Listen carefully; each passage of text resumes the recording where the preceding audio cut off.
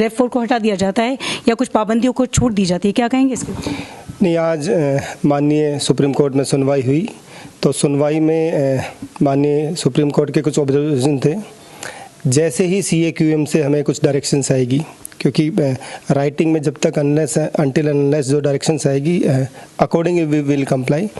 हमने भी हेयरिंग सुना है जहाँ पे सुप्रीम कोर्ट के ऑब्जर्वेशन थे कि जो कंस्ट्रक्शन वर्कर्स है उनको कैसे रिलीफ दिया जाए, या उन्होंने डिफरेंट एजेंसीज़, चाहे वो दिल्ली नगर निगम हो, पुलिस हो या बाकी विभाग ने क्या क्या किया है ग्रेफ 4 में डायरेक्शंस के अनुसार। तो हम ये बता दें कि MCD की तरफ से हमारे यदि पूरे बॉर्डर पे देखें तो 126 के लगभग चेक पॉइंट्स हैं जहाँ पर हमारे टोल नाके भी लगे हैं।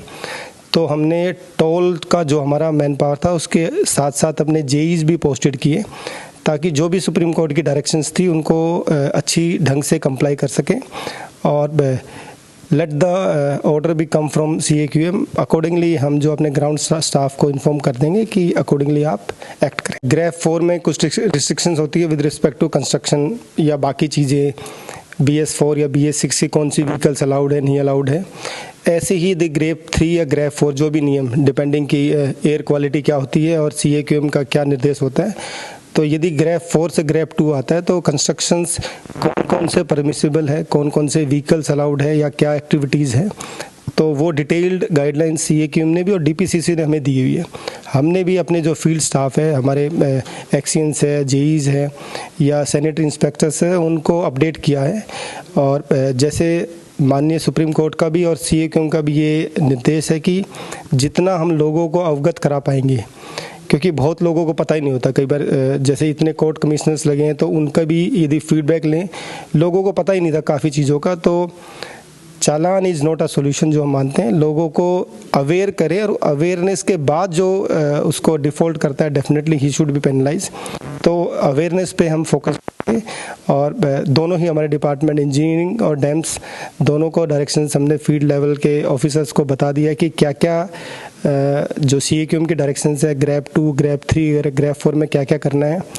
2-3 बार हमने पर्सनली बुलाकर हेडक्वार्टर में भी उनको ट्रेन किया है, और आगे भी जैसे CAQM की डायरेक्शंस आती है वी लेट देम नो।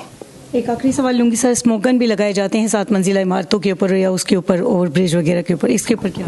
नहीं, उसका हमने डाटा कंपाइल किया है कि कहाँ कहाँ स्मोक गन की रिक्वायरमेंट है। यदि 7 मंजिला इमारत है तो उस पर परमानेंट स्टेशन है। यदि आप MCD की बिल्डिंग भी देखेंगे हमारी जहाँ पे हम खड़े हैं, यहाँ पर भी हमने लगाई हुई है। तो उसका पर्पस ये है कि डस्ट को आप उठने ना दें। वहीं पे यदि वो थोड़ा गीला रहेगा तो उसमें पानी की छिड़काव की वजह से रहेगा, तो वो फिर हेजी नहीं रहेगा, सस्पेंडेड नहीं रहेगा। जो मेन बार बार हम ये मानते हैं कि डस्ट पार्टिकल इतने ज़्यादा भाई उसमें सस्पेंडेड है, उसकी वजह से रहता है। तो हमने निरंतर ये चेक किया है कि जिन जिन बिल्डिंग पर रिक्वायरमेंट है, जैसे कुछ बिल्डिंग हमारे CPWD की या PWD वाले बना रहे हैं तो वहाँ पे रखी हुई है। उसके अलावा PWD और MCD ने भी अपनी स्मोक गन्स जो कि दिल्ली के विभिन्न इलाकों में मूव कर रही है, और वो पानी का छिड़काव करके डस्ट ताकि उठे ना, उस पर प्रयास किया जा रहा है। देने के लिए बहुत धन्यवाद। दिल्ली से दैनिक भास्कर के लिए अफशा खान।